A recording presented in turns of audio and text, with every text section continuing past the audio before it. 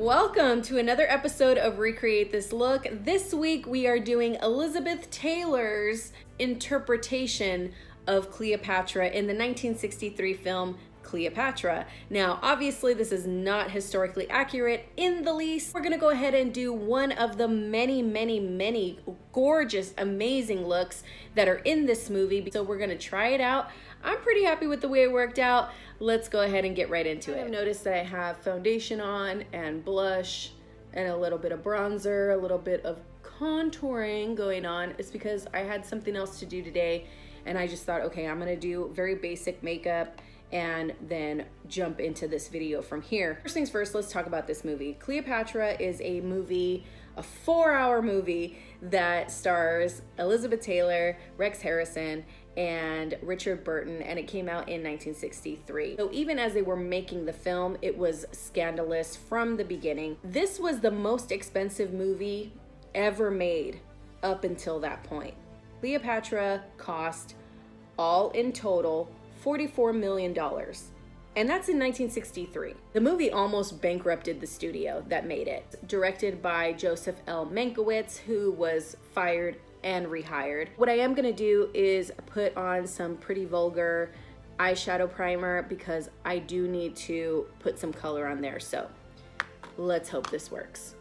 Something really interesting about the making of this movie is that the first version of it was 6 hours long. The director actually wanted the studio to release 2 films, which I think would have been a great idea because the first half really is Cleopatra and Julius Caesar, and that could have been a movie within itself. And then the second half of the movie is Cleopatra and Mark Antony, or Mark Antony, whichever way you want to say it. That would have been good too. I think that that would have been a much better way to go. But of course, the studio at the time was like, no, cut it down. You can't release a 6-hour movie. And no, we're not gonna let you release 2 3-hour movies. We're just not gonna let you do that. We have the eyeshadow primer on. My lid is nice and sticky. Violet Voss Essentials 2 palette. We are using this beautiful blue right here. The director decided, okay, fine, I'll cut it down to 4 hours.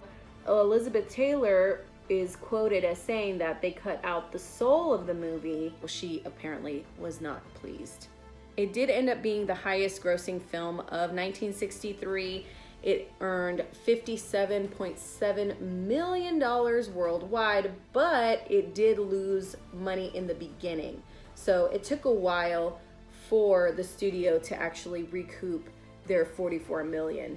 To this day, people refer to this movie as a flop. Cost $44 million, made $57 million. That's not much of a profit. It was nominated for 9 Academy Awards, aka Oscars, that year, and it won for art direction, cinematography, visual effects, and costume design, which, let's talk about the costumes for a second. Elizabeth Taylor in this movie makes 65 costume changes. The costumes and hair and makeup in this movie, amazing. Amazing. Amazing, amazing, amazing. The costume designers were Vittorio Nino Novarese, and if I'm saying that wrong and butchering it, I'm so sorry, and Renier, R-E-N-I-E. The first makeup artist, this is according to IMDb, Alberto De Rossi makeup, Vivian Walker, hairstylist for Miss Taylor, Lamberto Marini, who was uncredited, Leandro Marini, who was also uncredited, and Robert J. Schiffer, who was also uncredited. So I'm not sure why they didn't credit the last 3, but the first 2 were credited in the movie as being hair and makeup. I need to darken my eyebrows, so I am using Trestique, the brow pencil in Americano. Let's talk about this movie because, no offense, and all due respect, because obviously this movie is a classic for a reason. It's much more visually stunning and visually interesting than anything else. A very 1960s epic type film, right? So there's a lot of overacting going on. There's a lot of chewing up the scenery going on. There's a lot of very just over the top acting, but you can definitely see and sense the chemistry going on between Elizabeth Taylor and Richard Burton, which, let's get into all that. During this film, began having an affair. Elizabeth Taylor was married to Eddie Fisher, who left Debbie Reynolds for her. So she's already in the tabloids at that time, you know, homewrecker. Frankly, I probably need to put a little concealer on my nose too. Actually met about 10 years before they worked on Cleopatra together and really didn't make that much of an impression on each other. Richard Burton was pretty much very well known for being a womanizer, and Elizabeth Taylor had no interest. While they were filming Cleopatra, apparently he was so drunk on set. I mean, there's no other way to say it. He was so drunk on set that he was shaking.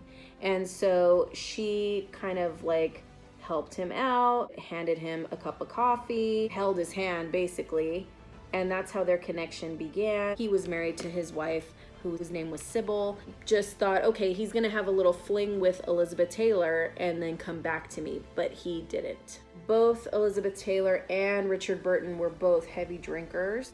That only intensified. So a lot of people that knew them in Hollywood, including a studio head, was quoted as saying that they would actually get into physical arguments and physical fights with each other while being drunk. And so there was a moment in time where Elizabeth Taylor had a black eye and her nose either broken or put out of place or something to that effect. So they actually got married for the first time in Montreal in 1964, and that was 9 days after her divorce from Eddie Fisher was official. And over the course of their relationship, the lavish lifestyle, the gifts, the jewelry, there is actually a diamond named after them. So it's called the Taylor Burton diamond. It is 69 carats. That is 69 carats. I don't even know what that looks like in real life. I mean, when they talk about a rock, that's what they mean. A rock. That's a rock. Also gifted her a pearl that was 50 carats. Elizabeth Taylor and Richard Burton starred in about 11 films together. They also acted together on Broadway briefly. One of their biggest successes together as a couple was the 1966 film Who's Afraid of Virginia Woolf, and many people kind of surmise that that was more autobiographical and more true to their true relationship than what they led on. And they were fighting and clashing so much that they earned the nickname the Battling Burtons. They went ahead and divorced in 1974. Now, this is where it gets interesting. So you think the story's over. You think, okay, this is a crazy roller coaster, volatile, violent love story that's finally over and they move on, right? No, they reconcile and get back together and remarry in Botswana in 1975. But it was over in less than a year. Richard Burton is quoted as saying that they were just violent towards each other and that they would explode violently at each other. He literally used the word murder. He said it could be murder. He's saying that as an exaggeration, but pretty toxic. Both moved on and remarried over the years, remained friends. Richard Burton ended up passing away in 1984. She didn't attend the funeral, however, she did visit his grave. She did attend a memorial service in London for him, and so she paid her respects separately. Elizabeth Taylor said that Richard Burton sent her a letter before he died, like right before he died, telling her that he wanted to be with her and things of that nature. His wife at the time, the wife who was there when he died, says that that can't be possible. But Elizabeth Taylor stood by it and said that he sent her a letter before he passed away. She said that she was madly in love with him right up until the day he died, and she knows that he felt the same way about her. Hollywood couldn't even make up a story this good, right? You can't write this stuff. You can't even make this stuff up. The making of Cleopatra and the subsequent relationship between Richard Burton and Elizabeth Taylor could be a really good miniseries, like how they did with Bob Fosse and Gwen Verdon. I know that Lindsay Lohan made either a TV movie or something to that effect about Elizabeth Taylor and Richard Burton. I don't think they really nailed it, so I would be really interested to see if somebody could really turn this into a really, really good miniseries about them. I do know that there is a movie coming out about Cleopatra starring Gal Gadot in pre-production right now, but I don't have any other details on that movie, but I am kind of curious to see what they do. This is a lipstick that I got from the brand Sourmet. I got it at Cosmoprof, pretty close to the shade that I think she's wearing in this picture. I'm sure the real Cleopatra didn't wear like a frosty pink lipstick, but I digress. These are the Ardell Foam Mink lashes. We're gonna take these clips out, using the clip-ins just to create a lot of volume. Don't necessarily need them to be seen, especially because they're not the right color. I'm gonna make a ponytail. Here's the front, here's the two clips, here's the back piece. So I'm gonna set it fairly far back into that base.